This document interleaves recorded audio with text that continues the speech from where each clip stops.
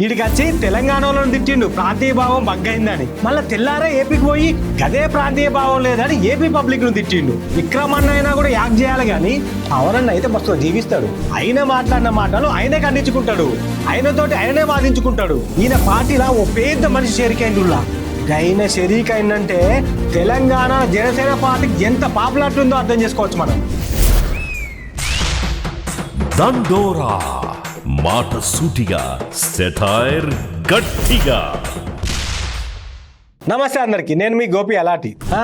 ఇక ముచ్చట మొదలు పెట్టుకునే ముందుగా ఇది నుర్రి ప్రాంతీయత అనే భావం గనక ఎక్కువైపోయి జాతీయ సమగ్రతకి విభేదం కలిగితే వందే మాత్రం పాడనని చెప్తారు, జనగణమన పాడనని చెప్తారు. విన్నరా? ఇప్పుడు ఇది కూడా ఇన్నుర్రి. నాకు నిజంగా తెలంగాణ ప్రజలను చూస్తే ఎందుకు ముచ్చటేస్తుంటే తెలంగాణ అనే భావన ఉంటుంది. నాకు నిజంగా తెలంగాణ ప్రజలను చూస్తే ఎందుకు ముచ్చటేస్తుంటే తెలంగాణ అనే భావన ఉంటుంది.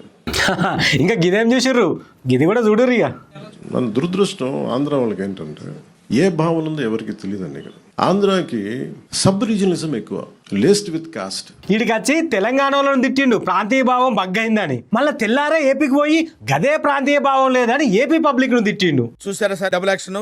అపరిచితుడు సినిమాలో విక్రమన్న మస్తు యాక్టింగ్ చేసిండు కానీ ఆ సినిమా మన పవన్ అన్నకు వాడితే ఇంకా సూపర్ డూపర్ హిట్ అయ్యేది. ఎందుకో మీకు తెలిసే ఉంటది కానీ నేను మళ్ళీసారి చెప్తా. విక్రమన్న అయినా కూడా యాక్ట్ చేయాలి కానీ పవన్ అన్న అయితే మస్తు జీవిస్తాడు. అసలుగా అపరిచితుడు క్యారెక్టర్ కు పవన్ అన్న సెట్ అయినట్టు ఎవరు సెట్ కారిపోరు. ఎమ్మటే మస్తు ఆవేశంగా మాట్లాడి మళ్ళీ ఎమ్మటే నిమ్మలంగా మాట్లాడతాడు. ఇప్పుడే ఒక మాట మాట్లాడతాడు, మళ్ళీ ఇప్పుడే ఆ మాటను మారుస్తాడు. ఎవరైనా ఏరేటోళ్ళు మాట్లాడిన మాటలు ఖండిస్తారు, కాదు కాదని వాదిస్తారేమో గానీ మన పవన్ అన్న గట్ల కాదు. ఆయన మాట్లాడిన మాటలు ఆయనే ఖండించుకుంటాడు, ఆయనతోటి ఆయనే వాదించుకుంటాడు. ఒక్క మాటలు చెప్పాలంటే ఆయన మాట మీద ఆయన నిలబడడు. ఈయన ముచ్చటి ఇట్లు ఇచ్చి పెడితే ఈయన పార్టీలా ఓ పెద్ద మనిషి చేరికైండులా. గైన షరీకైందంటే తెలంగాణ జనసేన పార్టీకి ఎంత పాపులారిటీ ఉందో అర్థం చేసుకోవచ్చు మనం. మరి గంత పెద్ద అయినా ఎవలా అని ఆలోచన చేస్తున్నారా? గైననే గడల శ్రీనివాసరావు సారు. గిట్లా చెప్తే మీకు గుర్తుకురాడు కావచ్చు కానీ గప్పట్ల తెలంగాణకు హెల్త్ డైరెక్టర్ గా పనిచేసిండు ఈ సారు. పేరుకే హెల్త్ డైరెక్టర్ గానీ తీరు రాజకీయ లీడర్ లెక్కనే ఉండేది మొత్తం. ఎవరు టికెట్ ఇస్తారా, ఎన్నడు పోటీ చేయాలా అన్నట్టు మస్తుగా ఎదురు చూసిండు. కొన్ని వెరైటీ పూజలు కూడా చేసిండు గప్పట్ల.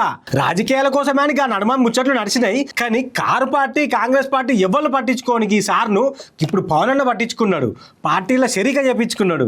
ఇక మరి జనసేనకు తెలంగాణ అధ్యక్షుడై పూజలు గిట్లేమన్నా చేసి తెలంగాణలో జనసేన జోరు చూపిస్తాడు కావచ్చు అని నవట్టిరు కొందరు పబ్లిక్.